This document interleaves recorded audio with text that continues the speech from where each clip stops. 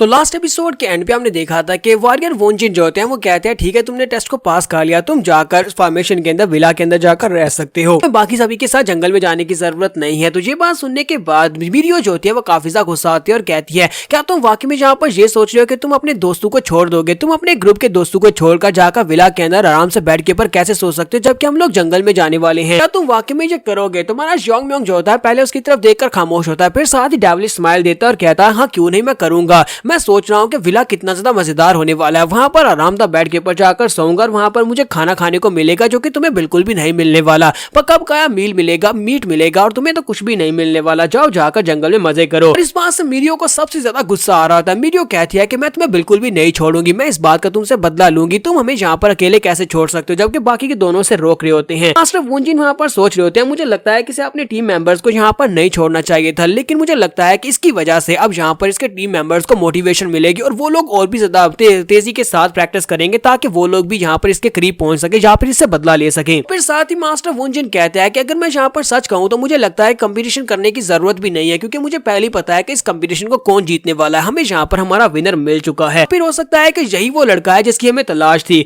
हो सकता है कि यही वो बंदा है जो कि हमारा नया क्लैन लीडर बन सकता है। हमारा योन म्योंग जो होता है वहां पर विला के अंदर जाने से पहले उन लोगों से कहता है कि तुम लोग मेरे दोस्त, इसी वजह से मैं यहाँ पर तुम्हें मशवरा देता हूँ कि तुम्हें हर रोज मीट खाना होगा, मीट खाकर अपनी एनर्जी को बढ़ाते रहना। तो नेक्स्ट सीन हमें जंगल का दिखाया जाता है। कुछ महीने गुजरने के बाद इन बच्चों को दिखाते हैं कि वो लोग जंगल में कैसे शिकार कर रहे होते हैं। तो कुछ मॉन्स्टर्स को दिखाते हैं जो कि एक बड़े से बालू का मीट खा रहे होते हैं, लेकिन इसी के साथ ही मीट को खाने के साथ ही वो लोग वहीं पर बेहोश होकर गिर जाते हैं क्योंकि उस मीट के अंदर पॉइजन होता है। तो वो पॉइजन जो होता है वो इजियोन ने बनाया होता है। इजियोन पॉइजन मास्टर बन चुका है और इजियोन ने यहाँ पर पैरालाइज करने वाला पॉइजन बनाया है। तो सभी मॉन्स्टर जब वहां पर नीचे गिर जाते हैं, इसी के साथ ही वो तीनों साइड के ऊपर से निकलते हैं, अपने अपने वेपन लेकर उन सभी मॉन्स्टर्स को मार डालते हैं, उनका शिकार करते हैं। फिर रात का सीन दिखाते हैं, वो लोग एक पहाड़ी के अंदर एक केव के अंदर रह रहे होते हैं। तो कहते हैं कि चलो शुक्र है कि आज हम लोगों ने मॉन्स्टर्स का शिकार किया। वो इजियोन से कहता है कि तुम्हारा पॉइजन पैरालाइज करने वाला वो बहुत ही अच्छा था, तुमने उन मॉन्स्टर्स को बड़े अच्छे से पैरालाइज किया और हम लोग उनको पकड़ पाए। फिर यो भी उसकी तारीफ करते हैं और कहते हैं कि इजियोन वाकई में तुम्हारे पॉइजन बनाने के जो स्किल्स है वो वाकई में बहुत ज्यादा कमाल के हैं। लोग वहां पर एक दूसरे की तारीफें कर रहे होते हैं कि तुम्हारी टेक्निक ज्यादा बेहतर है, तुम्हारा पॉइजन ज्यादा बेहतर है या फिर तुम्हारी तलवारबाजी बेहतर है। कहीं पर से हमें एक बैकग्राउंड का सीन दिखाया जाता है आज से ठीक 4 महीने पहले का, क्योंकि इन्हें यहाँ पर अब 4 महीने हो चुके हैं। 4 महीने पहले जब ये लोग जंगल में छोड़ दिया गया था उस वक्त एक बालून के पीछे लग जाता है। तो वो लोग कहते हैं कि 4 महीने पहले तक हम लोग यहाँ पर सिर्फ और सिर्फ मॉन्स्टर्स के आगे भाग रहे थे,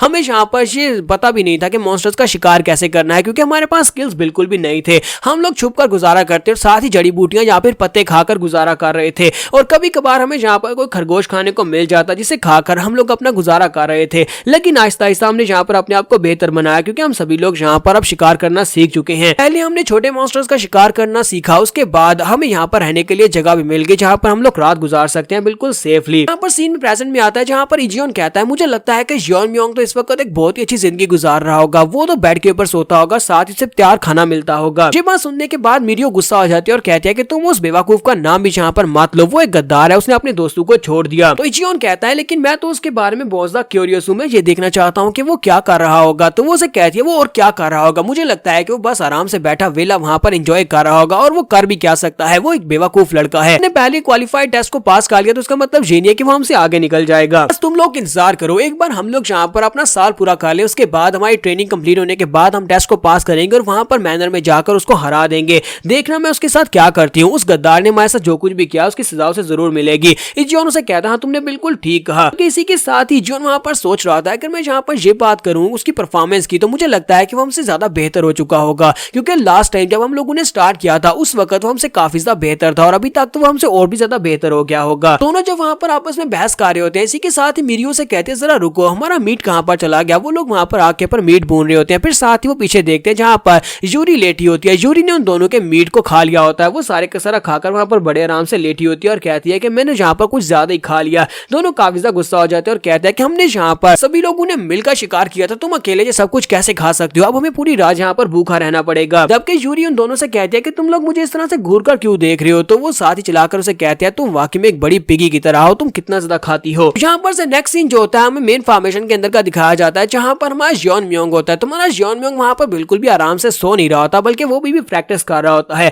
और वहां पर मास्टर वोनजिन को दिखाते हैं कि वो अपने सोल्जर्स को उसके इर्द गिर्द वहां पर खड़ा करके खड़े होते हैं और उनसे कहते हैं कि इसके ऊपर अटैक करो, क्योंकि यहाँ पर उसकी प्रैक्टिस चल रही होती है। तो मास्टर वोनजिन कहते हैं चलो अभी स्टार्ट करो, और जैसे ही वो स्टार्ट करने का कहते हैं तो उन सोल्जर्स में से 2 सोल्जर्स अपने नाइफ लेकर जल्दी से आगे बढ़ते हैं और हमारे जॉन म्योंग के ऊपर अटैक कर देते हैं। तो हमारा जॉन म्योंग नीचे की तरफ झुकते हुए उन दोनों के अटैक को अवॉइड कर लेता है। तो दूसरी इसी के साथ ही वो दूसरे हाथ के नाइफ के साथ भी उसके ऊपर अटैक करते हैं, लेकिन हमारा जॉन म्योंग उनके अटैक को भी अवॉइड कर लेता है और इसी के साथ ही अपनी किक मारता है एक सोल्जर के मुंह पर और सोल्जर को पीछे की तरफ गिरा देता है और बाकी के सभी लोग सेम टाइम के ऊपर उसके ऊपर अटैक करने के लिए आगे बढ़ते हैं। जब वो सभी लोग सेम टाइम के ऊपर उसके ऊपर अटैक करते हैं तो इसी के साथ ही हमारा जॉन म्योंग बड़ी तेजी के साथ जंप करते हुए ऊपर चला जाता है और सभी के नाइफ्स जो होते हैं वहां पर सिर्फ खाली हवा में ही लगे रह जाते हैं। वो सभी लोग इस बात से बहुत ज्यादा हैरान होते हैं कि वो लड़का अब कहां पर चला गया। तो वो सभी लोग ऊपर की तरफ देखते हैं जहां पर हमारा जॉन म्योंग ऊपर हवा में जाने के बाद अपने पास शूरिकेन्स निकालता है। वो शूरिकेन्स को निकालने के बाद अपनी उंगलियों में पहन लेता है और कहता है कि मुझे लगता है कि मुझे अपनी नई टेक्निक को भी जहां पर आजमाने का सही वक्त है, मैं उसको आजमा कर देख सकता हूं।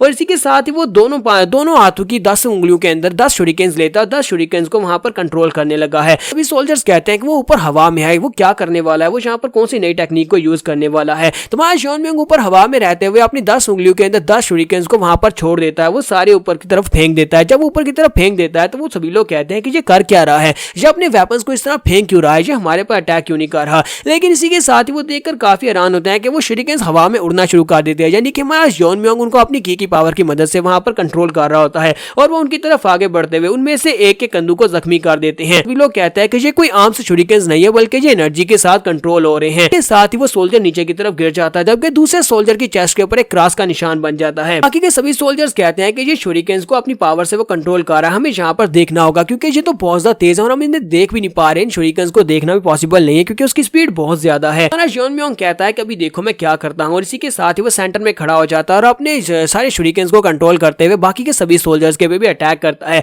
एक जगह के ऊपर खड़े खड़े वो उनको एनर्जी से कंट्रोल करते हुए सभी के सभी सोल्जर्स को जख्मी कर देता है। मास्टर वून जिन कहते हैं कि ऐसा बिल्कुल ही पॉसिबल नहीं है। आखिर ये लड़का कितना ज्यादा स्पेशल है, हम सभी लोग बोंगवी आर्मी के स्पेशल सोल्जर्स हैं, जबकि इस लड़के ने जो कि सिर्फ और सिर्फ एक मैच्योर किड है, इस लड़के ने यहाँ पर ट्रेंड आर्मी के सोल्जर्स को बड़ी आसानी से न्यूट्रलाइज कर दिया। और सिर्फ इतना ही नहीं है बल्कि इसने यहाँ पर अपने शूरिकेन्स को इतनी वाइड रेंज से इतने अच्छे से कंट्रोल किया कि किसी भी सोल्जर को ज्यादा घातक चोट नहीं लगी और कोई भी जान से नहीं मरा, सिर्फ और सिर्फ ऊपरी सतह के ऊपर ही चोटें लगी हैं। जैसे कि ये अपनी इच्छा के साथ उन सभी की बॉडी के ऊपर सिर्फ छोटे मोटे कट लगा रहा था। मास्टर वून जिन उसे कहते हैं लड़के मुझे ये बताओ क्या इस टेक्निक को तुमने क्रिएट किया है। तो वो कहता हाँ मैंने इस टेक्निक को खुद बनाया। तो वो उसे कहते हैं तो मुझे ये बताओ कि इस टेक्निक का नाम क्या है क्योंकि इस टेक्निक को एस्केप कर पाना काफी ज्यादा मुश्किल है, ये टेक्निक बहुत ज्यादा अच्छी है। तुम्हारा जॉन म्योंग उसे कहता है कि हाँ मेरी स्पेशल टेक्निक का नाम शूरिकेन फ्रेंजी डांस है, ये एक बहुत ही स्पेशल टेक्निक है। तो वो उसे कहते हैं अरे ये फ्रेंजी डांस टेक्निक है, इसमें तुमने अपनी इंटरनल एनर्जी को यूज करते हुए यहाँ पर शूरिकेन्स को कंट्रोल किया, इसके लिए तो बहुत सारी इंटरनल एनर्जी की जरूरत पड़ती होगी, आखिर तुमने ये सब कुछ मैनेज कैसे किया। हमारा जॉन म्योंग उसे कहता है कि सर मैंने एक बार आपसे कहा था कि मुझे एक स्पेशल टेक्निक चाहिए, स्पेशल टेक्निक जो कि आई टेक्निक हो, तो आपने मुझे 2 टेक्निक्स दी थी। तो वो कहता हाँ मुझे याद है मैंने तुम्हें 2 आई टेक्निक दी थी,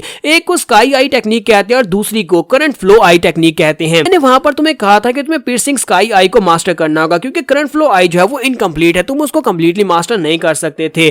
जॉन म्योंग उसे कहता है तो यही तो वजह है, मैंने उसी वाली टेक्निक को मास्टर किया है जिस टेक्निक को मास्टर करने से आपने मना किया था क्योंकि आपने कहा था कि वो कंप्लीट नहीं है, लेकिन मैंने उसको बाकी से खुद ही कंप्लीट कर लिया। बस सुनने के बाद मास्टर को काफी बड़ा झटका लगता है, वो कहते हैं ऐसा नहीं हो सकता, तुमने खुद से उसे कैसे मास्टर कर लिया। तो यहाँ पर हम लोग अपनी एपिसोड 08 का एंड करेंगे और नेक्स्ट एपिसोड में देखेंगे जॉन म्योंग की ब्लीडिंग फेट में और आगे क्या कुछ लिखा हुआ है। तो एपिसोड की एक्सप्लेनेशन अच्छी लगी हो तो कमेंट करके जरूर बताइएगा, चैनल को सब्सक्राइब कर दे, वीडियो को लाइक और शेयर कर दे। शुक्रिया।